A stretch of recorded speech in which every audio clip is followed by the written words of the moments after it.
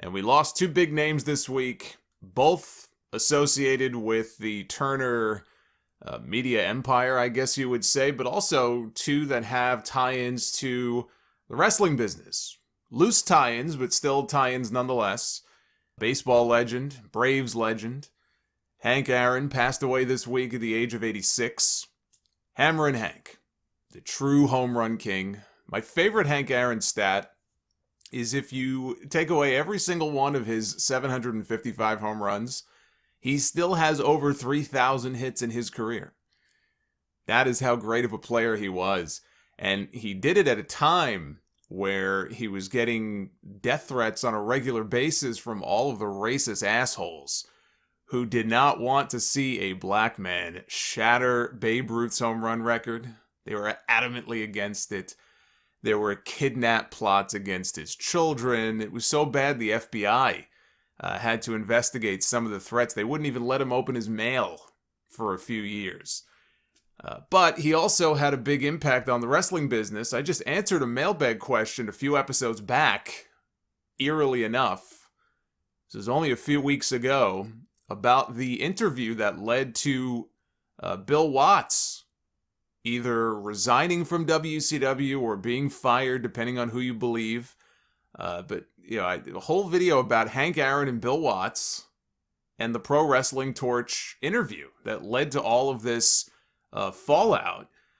In the interview, Watts had made some really disgusting, vile remarks about racism and discrimination and how he feels, as a business owner, I should be able to discriminate if I want to. All of these things, and that's just scratching the surface. He talked about a lot of different things in an interview that he did with Wade Keller before WCW hired him to come on in and run things, which he claimed WCW already knew about the comments. He claimed they already knew about the interview. Who knows if they did or didn't. You would think that, any company of sound mind, if they knew about that, would not have hired someone, but this is 1992. Times were different back then, and there weren't necessarily always a lot of smart people working for these companies. So who knows? But the interview sort of flew under the radar for a long time until Mark Madden saw Hank Aaron standing in the middle of the ring with Bill Watts during a WCW show. And he knew about the comments. Mark Madden knew about the comments because not only did he write for a newspaper at the time, I think maybe in Pittsburgh, but he was also a columnist for the Torch. So he was very well acquainted with the interview. And he figured that Hank Aaron had no idea about it because if he did, he wouldn't have been standing in the ring smiling next to Bill Watts. Now, Hank Aaron worked for Turner in an executive capacity for many years, including at that time, so Madden faxed the interview to Hank Aaron. He faxed him a copy of the interview. And when Aaron read the comments, he was appalled, as well he should have been.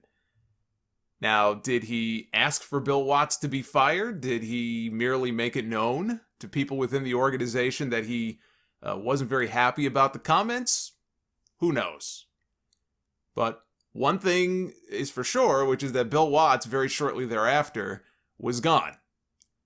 He was gone from the company.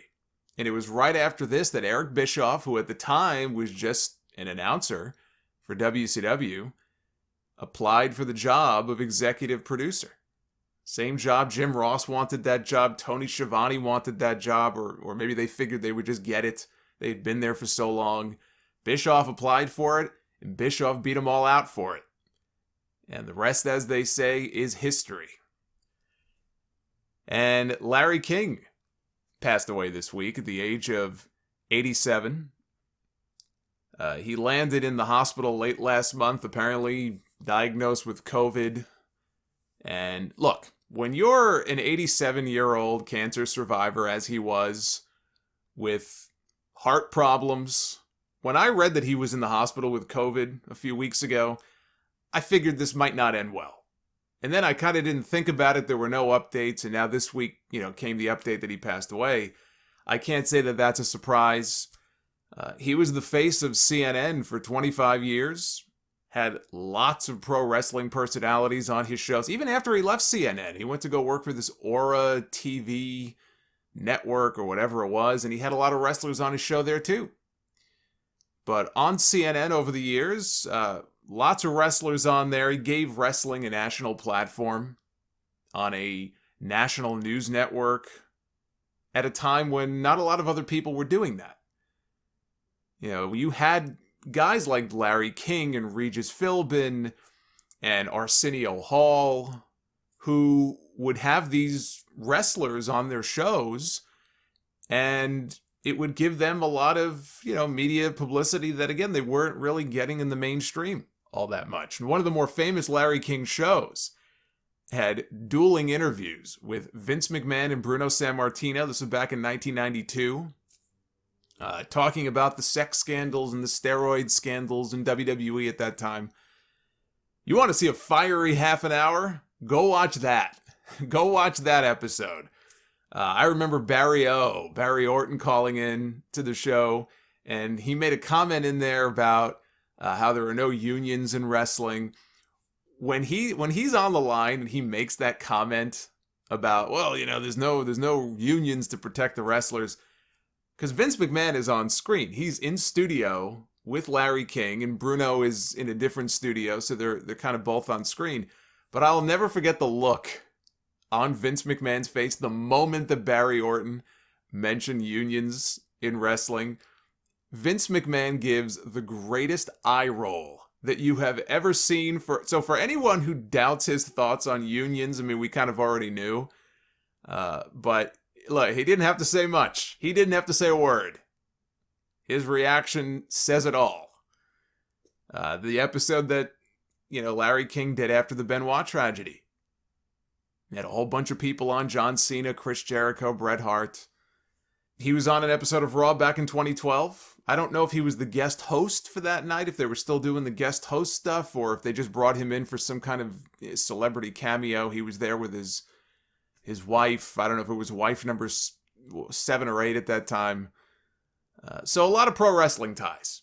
And leave it to Piers Morgan to be a classless prick. Your sad tweet winner for this week. This is what Piers Morgan said. Piers Morgan is the one who replaced Larry King on CNN. And then when his show was a colossal failure, went crawling back to his hole from whence he came in the UK. This is what he said. He said, Larry King was a friend of mine until we fell out after I replaced him at CNN, and he said my show was like watching your mother-in-law go over a cliff in your new Bentley. He married 8 times, so he was a mother-in-law expert. But he was a brilliant broadcaster and a masterful TV interviewer. Larry King was right. Your show sucked. He handed you a primetime slot and you squandered it. But he just had to throw that in. He had to throw the mother-in-law line in there. All my UK listeners, I know we have a lot of people over in Europe and over in the UK who listen to this podcast. For those of you who watch Piers Morgan on TV, because he's on one of the biggest, if not the biggest morning show, I think, possibly in Great Britain. I think it's on ITV. Oh, I should know this because I was on the show. I was on the show briefly once before. That was the Burt Reynolds story I've told on the show before. But for all the people who actually watch him in the morning, are there people that he's not related to who actually like Piers Morgan? I find this impossible to believe. Anyway, I hate starting the shows out on a somber note, but where there are pro wrestling tie-ins, I do like to mention when people do pass away.